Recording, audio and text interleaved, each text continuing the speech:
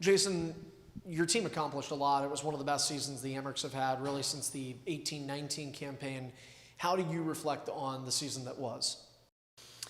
Yeah, I mean, it was a very good season. So, you know, it's always tough when a very good season ends the way it did. So it's hard. We're all competitive to get that out of your system. But when you reflect on it, when you talk with the players like we just finished up doing today, you realize it was a really special group. That's part of the disappointment because I think there was more there. But, you know, we were playing a very good team. But the most important things that we want to take away from the season is the improvement among the players individually and as a group, and that certainly was the case over the course of the season. You know, just disappointed for the group that we couldn't get all the way to where we wanted to get to, because I do think we were capable. You have a team that is filled with prospects, frankly, but it's so important at this level to supplement them around veteran players. A lot of your returning core was here, the Murray and Yops, Warrens of the world. A couple guys at each position, though, that were new to the team really were impact players. Josh Dunn up front, Jack Rathbone on the blue line, Felix Sandstrom helping with Levi. How important were those external pieces coming into Rochester this season?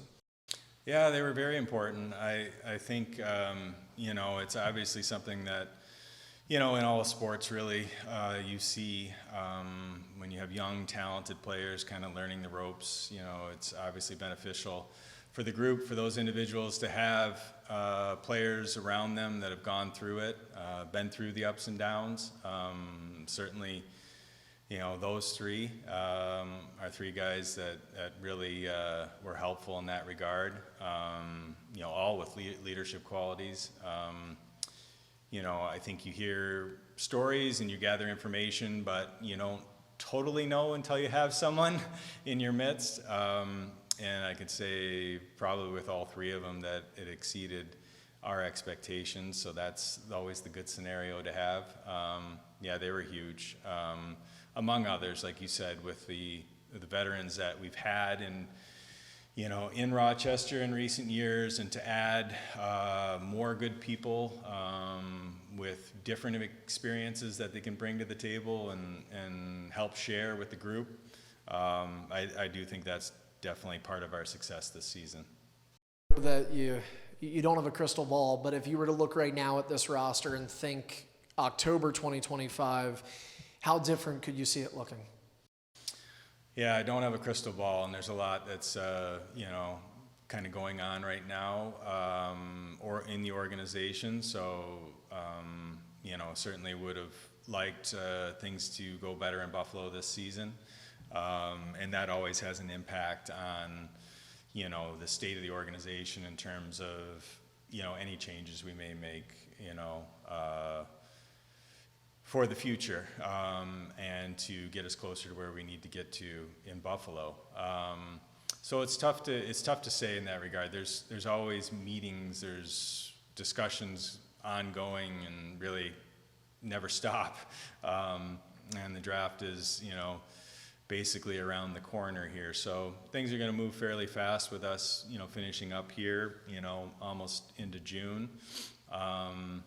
You know, it's just hard to tell. I think the takeaway is that, you know, we're really happy with this group, happy with the development of this group. Does that mean that everyone here is part of the Buffalo Sabres future, or maybe part of someone else's future? I mean, I can't tell you. I mean, I just know the intention of the organization is to get better as a whole. So we have to look at everything. So we'll see how it shakes out, but the intention is to improve the organization, put us in a spot where we can make the playoffs next year with the Sabres.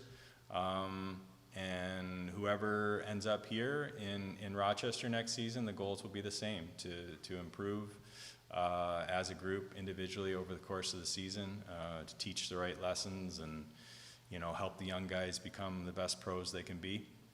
So tough to answer that question right now. Well, the goal is Buffalo, as you mentioned, and as general manager of this team, you have seen just this past year, Yuri Kulik, full-time NHLer, Tyson Kozak, meaningful time there, Roseanne called up again, Oslin called up again, Levi having the sensational year he did here. What does it mean for you, not only to see the team success, but those individual prospects really seem to all take, in some cases, a leap forward and some a step forward?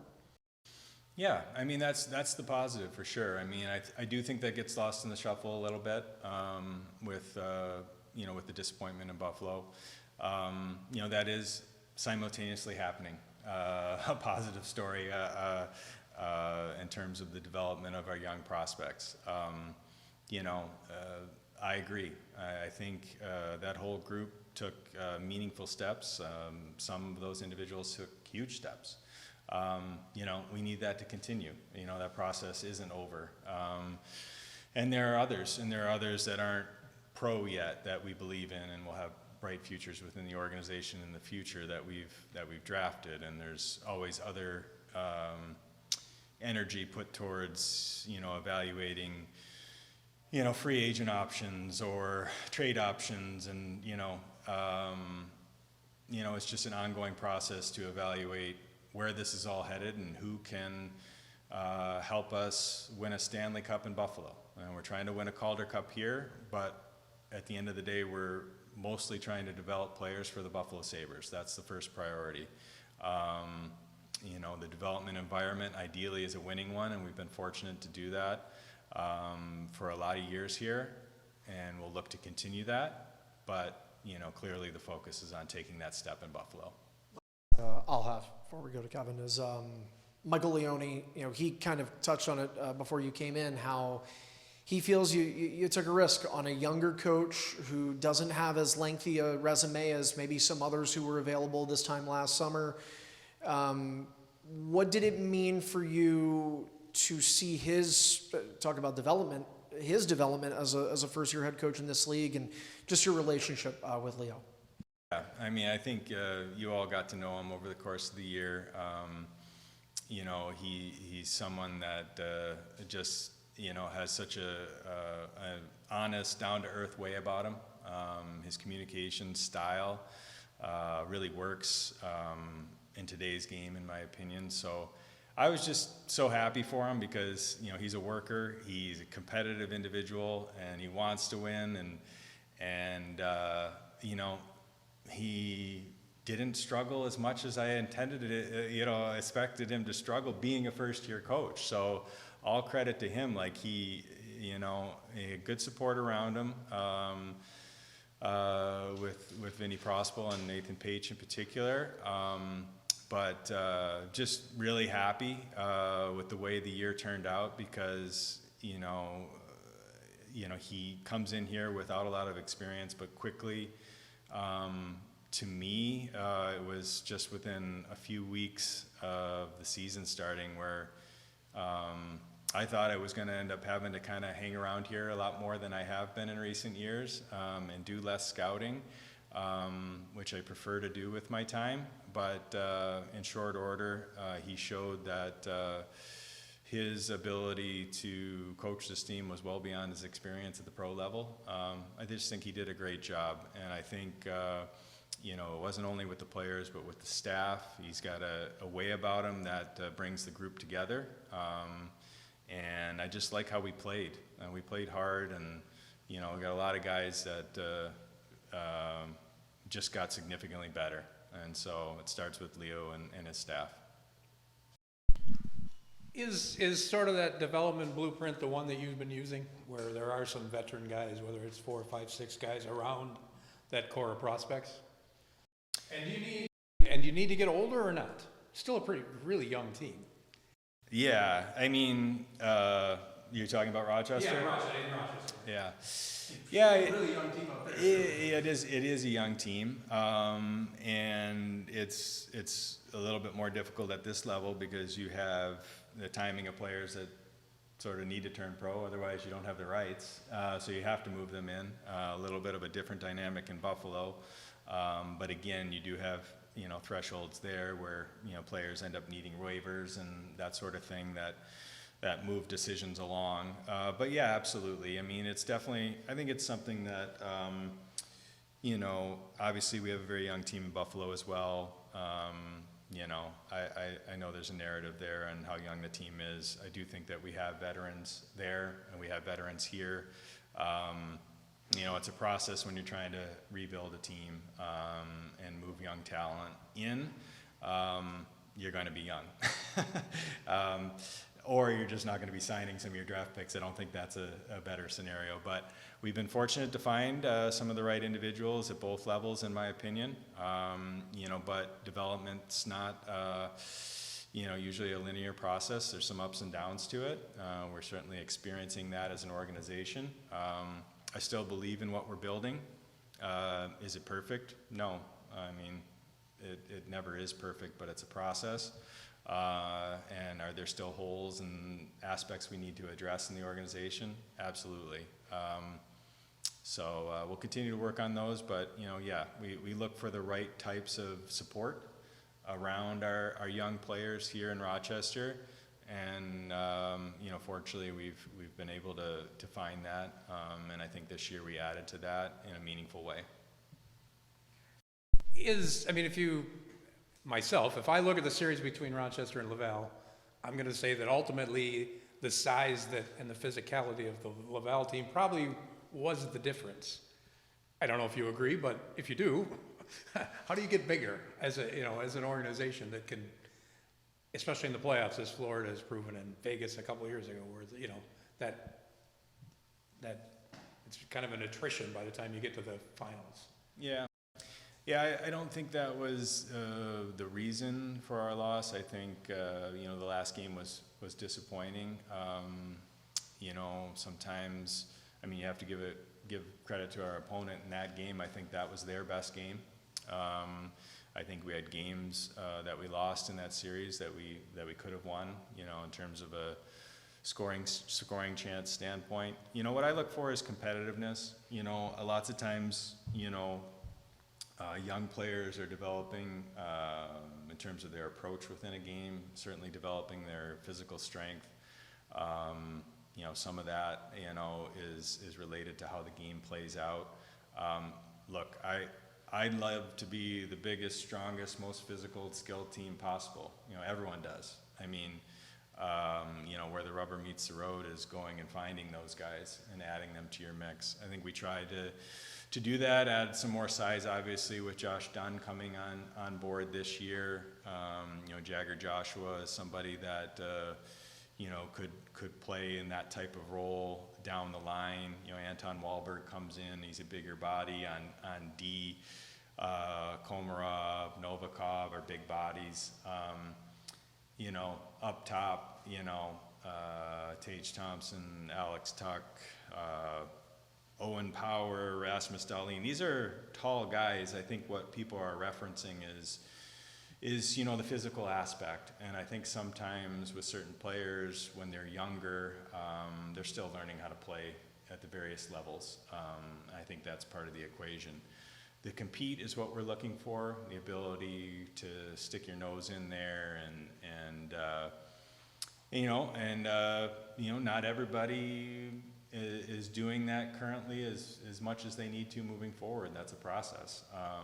But, you know, I'm not looking at our group and saying we need to get X inches taller. I don't think that's what this is about. But hey, do I like big players that are also good players? Yeah, of course I do. There's very few of those guys out there. And everybody wants them. And as you said, I mean, there's that get your nose in the middle of things. I would think Helenius kind of lived up to all of that. Sure, he was outstanding in the playoffs. You know, and he's 18. But yeah, the compete was there at the end, especially. So that's a great sign, and that's really exciting. Mike Harrington, you're up. You know, Jason, putting on your scouting hat a little, when you look to next week, how different does the combine become for all of you in terms of building Rochester, building Buffalo, because there's no central draft? Does the combine take added importance, because that's going to be really the only time everybody around the league can meet? Yeah, it's going to be different, that's for sure. I think you hit the nail on the head. It is going to be very different. I think it's going to be sort of the stand-in for what the draft was in terms of those in-person, face-to-face meetings between the GMs in particular. I think it's going to be better attended by more GMs, if not all of them, I would assume this year, even the ones that may not have high picks. I think there's other reasons to be in Buffalo, so that's exciting for Buffalo. Be a good chunk of the hockey world will be around next week. There always is, but I would expect a bigger group because of the change. And on that subject of change, there's a lot of chatter, frankly, around about your status. What is your status? Do you expect to be back next season? Yeah, I mean, I'm thankfully not on social media of any kind, so I think one of my daughters informed me of my uncertain status a few weeks ago or whatever. I'm under contract and I'm here, so yeah, no change. And then the last thing for me would be just your thought on Devin's season vis-a-vis the way he was built up all during the season and the way he really performed in the first round, and just how he had to battle and learn through that 5 games against Laval. Yeah, I mean, for me, this is part of it. I mean, this position, if you want to rank the positions in terms of how long it takes, it's goalie, D, then forwards, in terms of the length of time.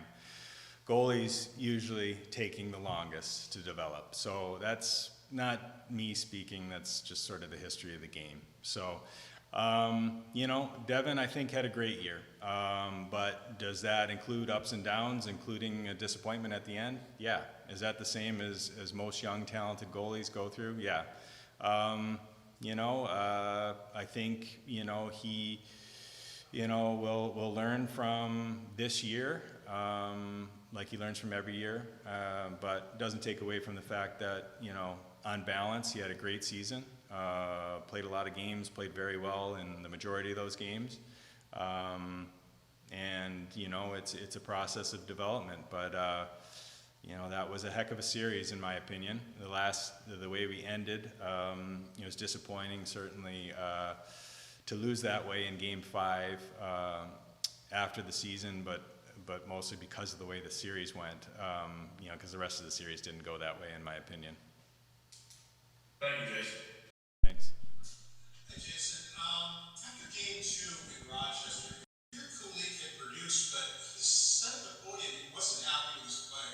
He felt he should be playing a lot better, and then the production kind of came off when he went to Laval and played in those games. How did you feel in the Laval series with him? Do you feel there was more to give, or how do you feel it went for colleague? Yeah, I think he's pretty hard on himself. That's just kind of his nature. He expects a lot of himself, and that's a good thing. I think, there's a lot of pressure on him coming down after, playing as much as he did up top. And there's a tendency to want to put a lot on him in terms of production. I think he played well. I think his year this year was a tremendous year of growth where his 200-foot game came miles, and he was able to play responsibly up top, playing center, sometimes on the top line. I mean, it's, the growth in his game this year, I think gets a little bit lost in the shuffle with, the season as a whole. I think we made a decision that we felt that this was an important part of his development to come down here and be a part of it. And it wasn't just in the scenario of ultimate success. Certainly we were hoping for, the longest of runs and winning a Calder Cup. That didn't happen, but the lessons learned from this, playing, a deciding game on the road in a hostile environment like that, I think every player in that room wanted to give a little bit more in that game. We lost 5-0, that's not the way we wanted to end. Does that mean the experience was negative? No. I thought Yuri had some, tremendous stretches. At his age, he knows there's still growth to occur in his game over time. So there's things to work on. So even though he played in the NHL a lot, doesn't mean that when he's down here that he's going to play perfect games. It's just not how the sport works. So the effort was there. The intention to impact was there, both with and without the puck. And I personally see a ton of growth in his game this season.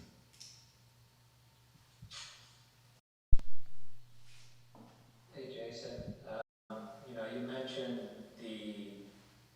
with Yuri and Devin, I think are two good examples, I guess, of guys that were down in the AHL despite, having quite a bit of time in the NHL also. Do you think you guys have reached kind of a phase in your build where there will be sort of a necessity for more patience, I guess, with some of these prospects? You talk about the youth on the NHL roster, like some of these guys maybe have to recognize that they'll stay down here a little bit and go through some of these experiences for a little longer.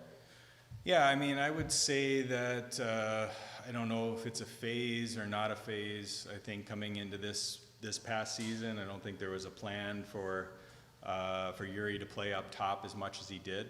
He came up and he earned it, quite frankly. Devin ended up back in Rochester and played the majority of the season down here and participated in the playoffs. They both did. I think in general, I think it's hard.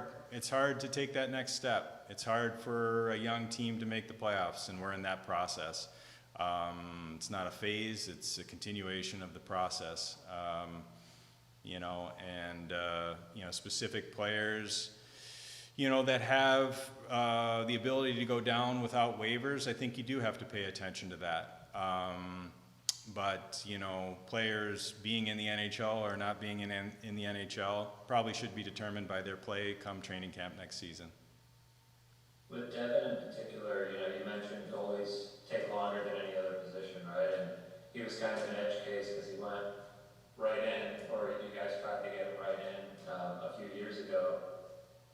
Do you think he's at a point where, like, if he does play in the AHL again next year, like, he's in a good headspace with it now after kind of seeing the benefits of being down here for a good chunk of the year?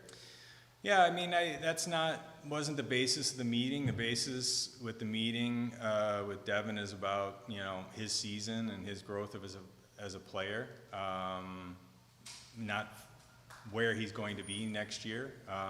Like I said, he's a player that, falls into that category of not needing waivers next year to start the year.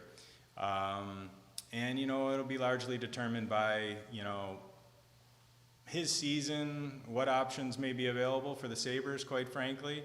What we decide to do with our team on a bigger scale. It's not something that's that can be committed to right at this point, in my opinion, because there's a lot of other things we need to explore and understand in terms of our ability to improve in other areas. But the past is the past. In order to sign a player like that, coming in right away is part of the equation. Hindsight's 2020.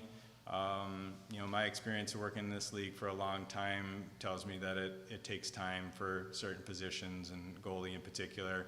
I think I don't want to put words into Devin's mouth, but he wants to play hockey. He wants to play a lot of games. He wants to develop. He wants to be the best goalie he can be. Obviously, we're interested in that as well. So whatever the right thing to do is to make that happen, that's what we'll do. And you were talking about kind of the physicality and the competitiveness, element that kind of stands out in the playoffs. I'm curious, especially as you go into next week and scouting combine, like, it's got to be really tough when you're talking to 17, 18-year-old kids, but what are you kind of looking for, whether it's on video or in those interviews, to find the toughness element, and the importance, I guess, of developing that through the draft as well as supplementing from the outside? Yeah, I mean, the NHL draft is obviously very different. If you want to compare it to something like the NFL, obviously they're drafting players for their roster. Players are basically dumped right onto the team. Different age groups, are being considered. So, when we're projecting players, that's what we're doing with the draft. We're really projecting them years out. Drafting 17 and 18-year-old kids who haven't physically developed. You can get tendencies on players in terms of their ability to play a tough or aggressive style of hockey. Yeah, of course, we look for players with those elements. Depending on what level they're playing at, it's not as easily detectable. And some players that are physically underdeveloped may come a little later in that regard, especially if they're playing in a league against men, but yet they have a boy's body. So there's a difference between a competitive player and a tougher physical player. You can be both competitive and tough and aggressive, but you can also be a competitive player that's not tough or aggressive. To me, the more important thing is your competitiveness. A lot of players get reputations in NHL playoffs and teams that I've worked with that aren't necessarily that big or strong, but they're willing. And then they become playoff performers. It's funny, the sort of the reputation is the thing that matters, and the performance in those types of games that are harder to play against, or harder to play in. You know, that's what we're looking for. So, I mean, you know, if it was easy to find these players, or even to recognize that you have them within the organization, I mean, you know, it is interesting. You take a Sam Bennett, for example. I mean, he's not playing for the team that drafted him. You know, he couldn't do a pull-up, not one, in his draft year. So it's, you know, that's our game. It's one of the most enjoyable aspects of the business, the draft. But if people think that it's easy to detect who's going to be a tough and physical player at the NHL level at age 17, they haven't been too involved in the NHL draft. We try, and we try to project all kinds of attributes. Sometimes in the draft, you're just trying to find NHL players. I think the success rates will tell you that that's what you should focus on, and not focus on player types, especially when it takes so long to develop them. So if we have too many of a certain type, I hope they all play, and I hope then we can trade them for other assets that maybe look a little different. But when you're in the draft, you know, maybe at the top of the draft, if you have players that are close, you can maybe look at a current situation. But I think it's a little foolish to think that that's really going to impact your roster anytime soon. Cool. Thanks, Jason. Thanks, everyone.